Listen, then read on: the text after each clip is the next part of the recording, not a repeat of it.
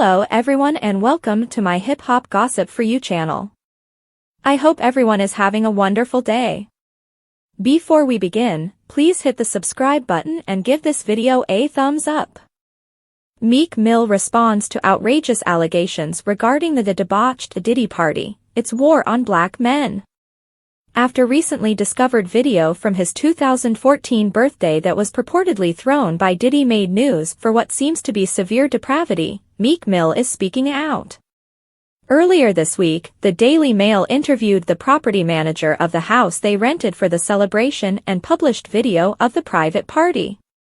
The bedrooms the following day were disgusting, Jason Haidt said, adding that among the things left behind were cocaine, half-empty bottles of liquor, used condoms, lubricant, razor blades by the hundreds and blood-stained bedding. In the bushes behind the bowling alley, I discovered bras, pants and even 2 iPhones, he continued. In response to the new tape, Meek, who recently condemned his involvement with Diddy, with whom he has been accused of having a sexual relationship, is now saying that there is a war on black men. On X, he stated, "Black men do not own any of these publications that post things that deface the culture's names and brands. I'm going to stand by this because I know who is responsible. When I find out, I'm going to launch a war behind it too." He went on, "Just consider this, you are waking up to a number of publications that are not owned by black people publishing serious falsehoods about me. Where do all of the PR people who are surrounding me go? See what's happening, everyone. I won't keep silent about it, it was a war against black guys. I get a horrible feeling whenever I see something on page 6. Go back 2 years ago, when they only printed positive, tame mill news. I understand how these things operate.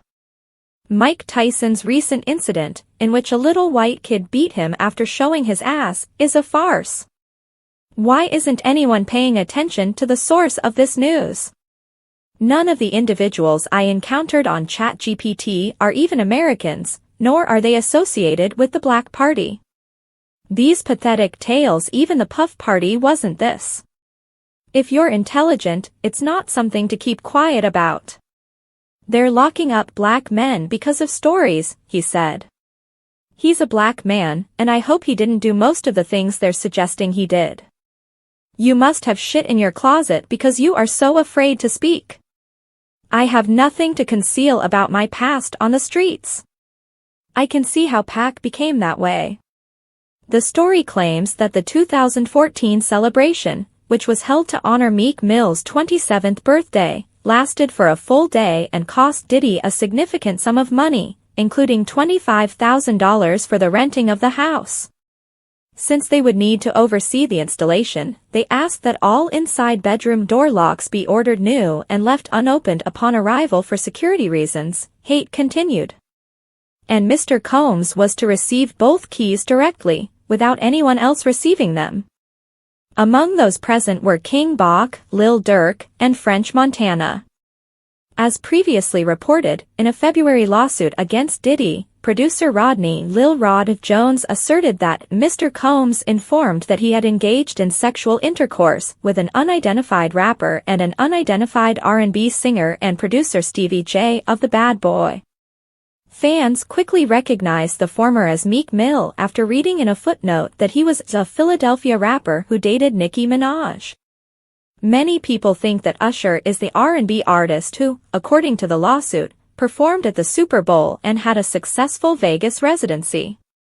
Meek quickly refuted the claim, calling it sick and a scheming attempt to damage his character. The hip-hop legend's defense team asks that Diddy be released from his shackles for any upcoming court appearances, claiming that the restrictions unjustly sway prospective jurors and impede his right to a fair trial.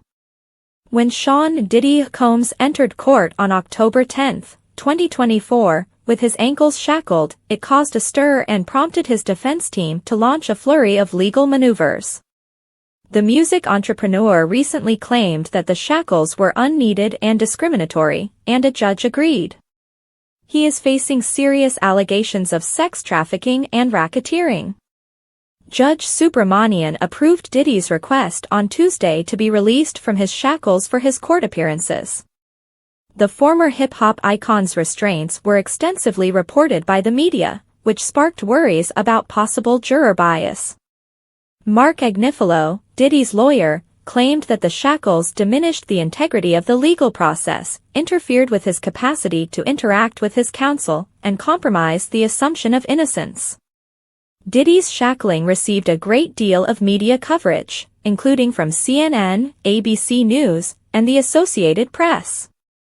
The extensive publicity raised worries that the picture of Diddy in cuffs may sway prospective jurors and jeopardize the impartiality of the trial. Diddy's lawyers contended in their letter that there was no reason to shackle him while he was in court.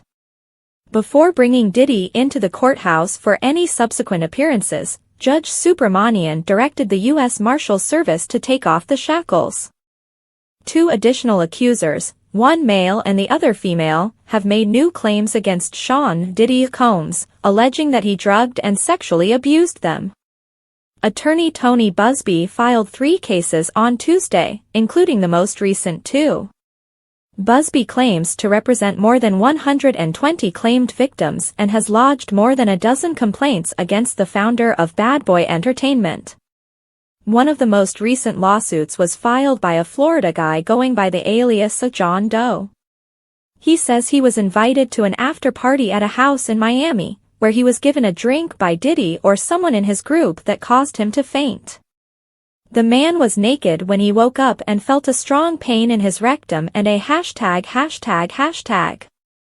Doe says that as he turned around to find out what was causing the pain, he saw Diddy trying to have a ##### sex with him.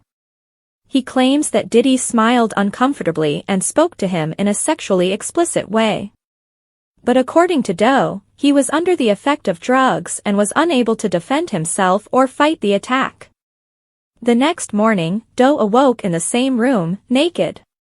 After receiving his clothing returned, he was dropped off at the club where he had spent the previous evening.